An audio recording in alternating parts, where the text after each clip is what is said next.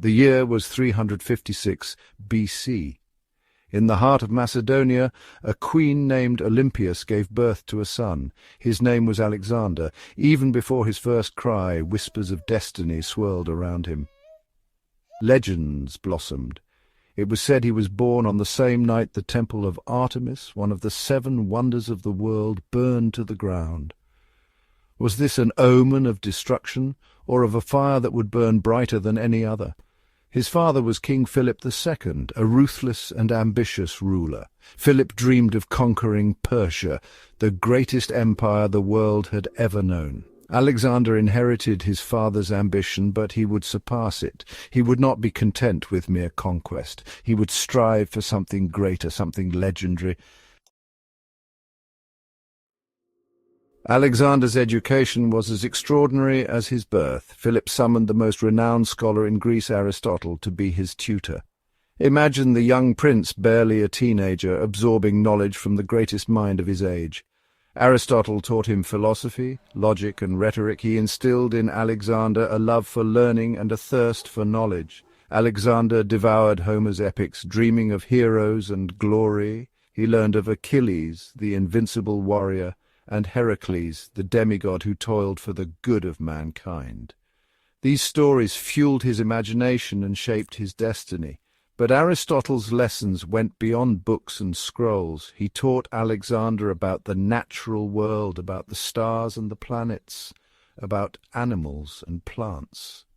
He instilled in him a curiosity about the world and its wonders. This thirst for knowledge, this desire to understand the world around him, would stay with Alexander throughout his life and drive him to the ends of the earth.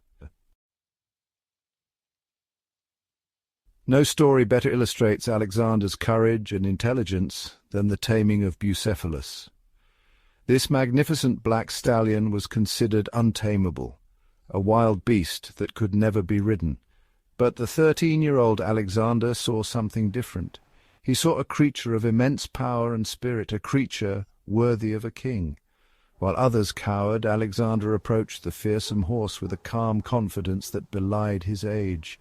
He spoke soothingly to the animal, stroking its flank and whispering reassurances. He realized the horse was terrified of its own shadow. By turning Bucephalus towards the sun, he calmed the animal and mounted him. This act of bravery, of understanding, forged an unbreakable bond between them. Bucephalus would become his loyal companion, carrying him across countless battlefields, a symbol of the untamed spirit of both horse and rider. This event marked Alexander. It demonstrated his unique ability to perceive what others missed. He saw opportunity where others saw danger, courage where others felt fear. This was a glimpse of the leadership that would define his future. When Alexander was just 20 years old, his father was assassinated. Chaos threatened to engulf Macedonia. Many saw the young king as inexperienced, easy prey for ambitious rivals. They underestimated him. Alexander moved swiftly and decisively. He crushed internal rebellions, asserting his authority with a ruthlessness that surprised his enemies. He rallied his father's veteran generals, earning their respect through his courage and charisma. He addressed them not as a boy, but as their king, his eyes blazing with ambition and determination. With his kingdom secure, Alexander turned his attention to the east, towards the Persian Empire. He would fulfill his father's dream, but he would do so on his own terms. He would carve out an empire unlike any the world had ever seen, an empire built not just on conquest, but on knowledge, on understanding, and on the fusion of cultures. In 334 BC, Alexander led his army across the Hellespont, the narrow strait separating Europe and Asia. This was no mere invasion, it was a liberation, a crusade to free the Greek city-states from Persian rule. Alexander understood the power of symbolism. He made a point of visiting the legendary city of Troy, the site of Homer's epic poems. He paid homage to the heroes of the Trojan War, casting himself as their heir, destined for greatness. His soldiers, inspired by his confidence and fueled by the stories of their ancestors, marched with him. eager to claim their own place in legend. They were outnumbered, facing the might of the vast Persian Empire.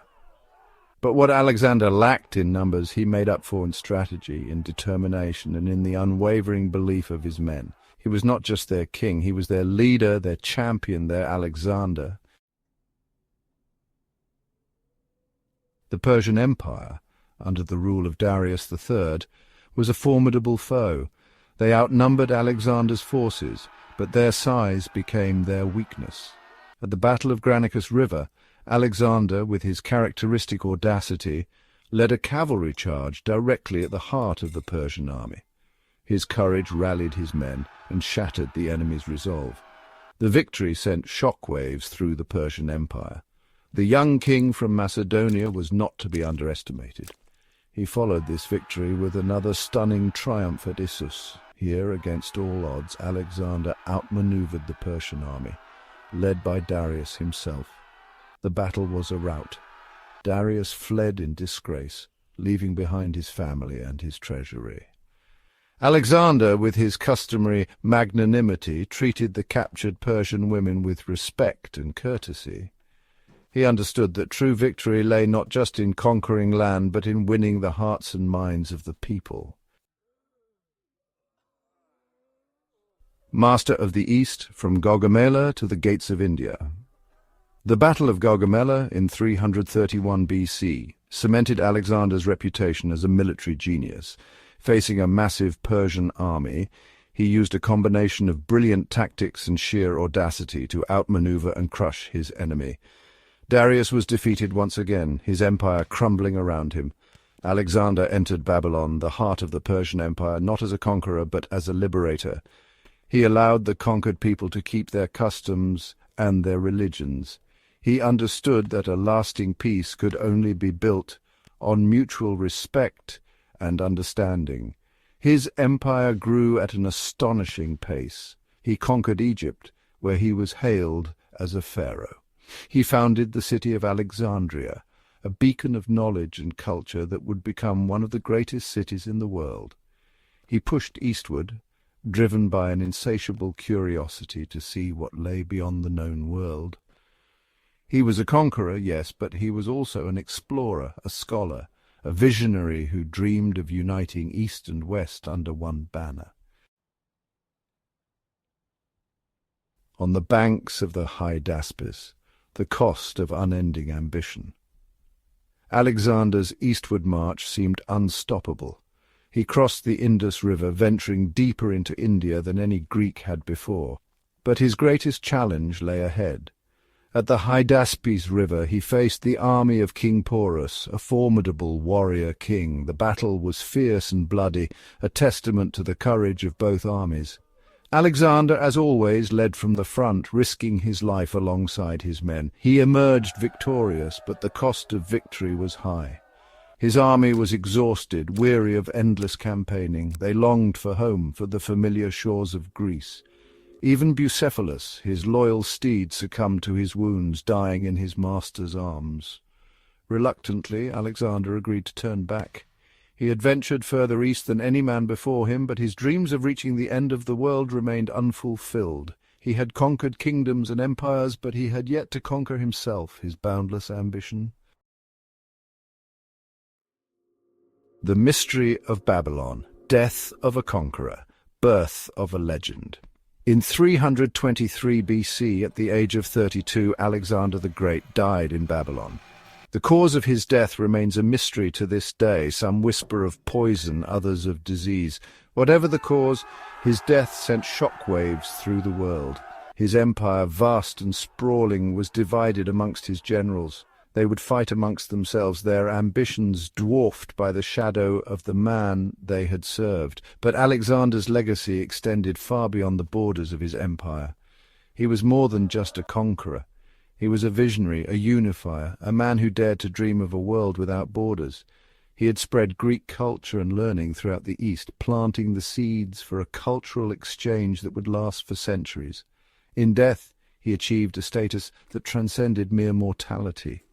He became a legend, a myth, a symbol of ambition, courage, and the boundless possibilities of the human spirit. Alexander's echo the enduring legacy of a visionary king. Alexander's empire may have crumbled, but his impact on the world is undeniable. He ushered in the Hellenistic age, a period of unprecedented cultural exchange between East and West. His conquests spread Greek language, art and philosophy across Asia, leaving an indelible mark on the course of history. He founded cities, built libraries, and encouraged learning wherever he went. He believed in the power of knowledge, in the importance of understanding different cultures. He sought to build bridges, not walls, between people. His story continues to inspire today. He reminds us that even the most audacious dreams can be achieved with courage, determination, and a willingness to embrace the unknown. Alexander's legend, passed down through generations, serves as a testament to the enduring power of human ambition and the transformative impact one person can have on the world. He challenges us to live up to our full potential, to embrace the unknown, and to strive for greatness in all that we do. For in the words of the great man himself, there are no more worlds to conquer,